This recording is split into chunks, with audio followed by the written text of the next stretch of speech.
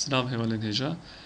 Ez dixwazim hinekî agahî bidim derbarê bikaranîna tirşikê de ji ber ku gelek nivîskarên me û gelek bikarhênerên me û wexta ku nû tên tirşikê van pirsan ji me dikin. Ez dixwazim tevahiya van pirsan bi vîdyoyekê bibersivînim. Berî her tiştî ez dixwazim behsa fonksiyona lêgerînê bikim. Em fonksiyona lêgerînê ji bo dîtina mijaran bikartînin.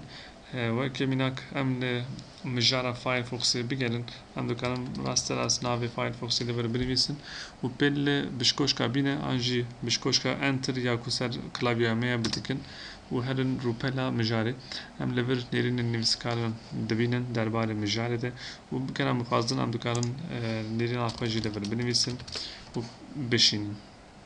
Weke din wextê ku em dixwazin mijaran bikerin, mijarên ku tê de pêva em dixwazin derbas dibe hebe. Vê çaxê em pêva xwe dinivîsin.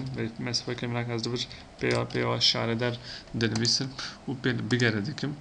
Vê çaxê ez pêl bînin ne pêl bîne pêl li bigere dikim û mijarên ku tê de pêva şaredar derbas dibe hemû wekî encam derdikevin pêşverî min. Fonksiyona lêgerînê ji bo lêgerîna mijaran bi vê awayî dikare were bikaranîn.